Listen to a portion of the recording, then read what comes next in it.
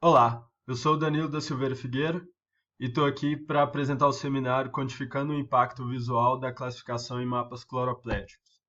Sobre o artigo, temos os autores, Ifan, Zhang, instituição de Arizona, a Universidade de Arizona, e o artigo trata principalmente da definição de um método analítico para a classificação de mapas cloropléticos.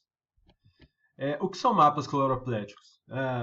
Primeiramente, são mapas que fazem a visualização de uma análise estatística de dados geográficos mostrados em um mapa.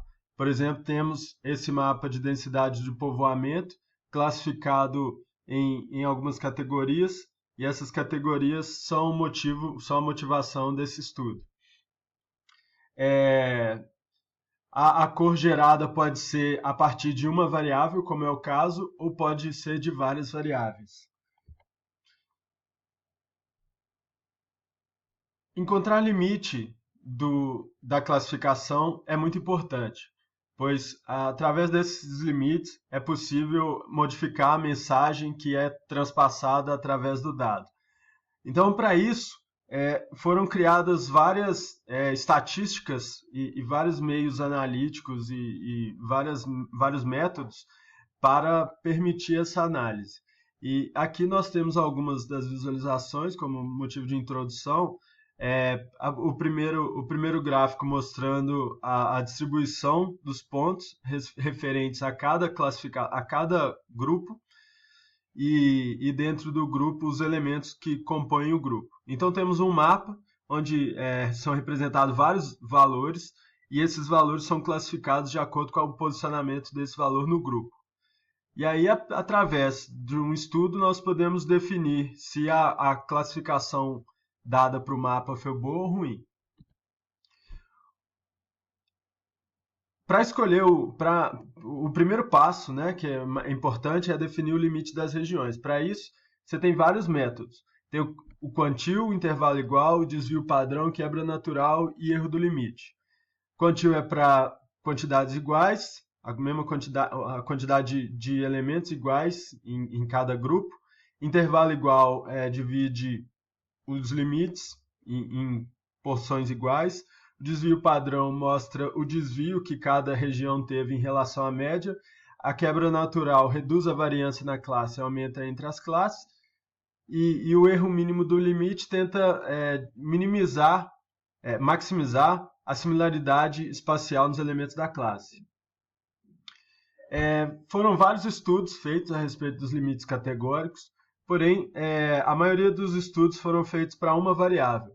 E também, a partir de alguns estudos, começou-se a implementar utilizando heurísticas estatísticas para impacto na visualização do dado.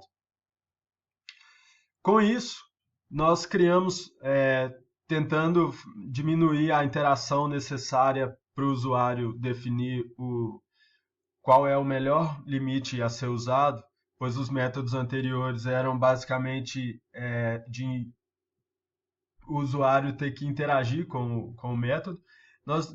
Foi definido nesse artigo, foi definido várias métricas para permitir que essa análise fosse feita minimamente com a interação com o usuário. Para isso foram avaliados vários critérios, dentre eles a associação espacial, o impacto visual das associações, os limites de classificação e o impacto visual ao alterar os limites. O cálculo do impacto da mudança do limite ele é bem complexo, tem bastante variável, mas basicamente a gente pode dar ele em dois aspectos. Um é calcular a distância do elemento para todos os clusters, e o outro é indicar a associação espacial dentro do cluster. Aplicando o método, o primeiro passo que tem que ser feito, como já foi dito, é você escolher um método de classificação. Os passos seguintes são baseados em dois teoremas. Um é a independência entre os elementos não adjacentes, porque como foi mostrado no outro, na equação, que eu não entrei em detalhes, mas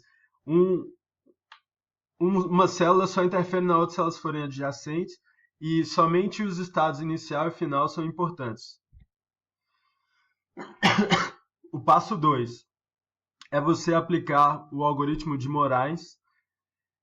Nele você consegue identificar se uma modificação foi boa, ruim ou não mudou em nada.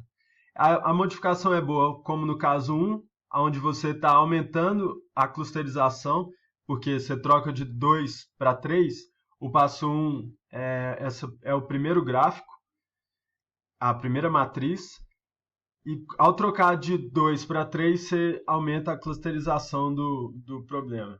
E aí tem vários outros exemplos aplicando desse algoritmo. Mas basicamente é a mesma ideia, avaliar quanto que muda uma mudança, quanto que interfere na visualização determinada mudança. Aí tem o VIOC, que é o impacto visual da mudança, e com isso, utilizando esse VIOC, nós podemos definir um mapa que pega os limites que foram encontrados em cada região, ou seja, os pontos que estão mais próximos da parte externa dos limites realmente da região, e com isso calcular uma métrica que define quanto que aquela mudança é importante. A partir disso, o usuário permite ao usuário, através de exibir esses limites em evidência, ele escolhe quais regiões são alteradas, aí o usuário define qual que é a métrica que será usada e com isso ele tem uma melhor visualização do problema, ou do dado. E é isso. Muito obrigado.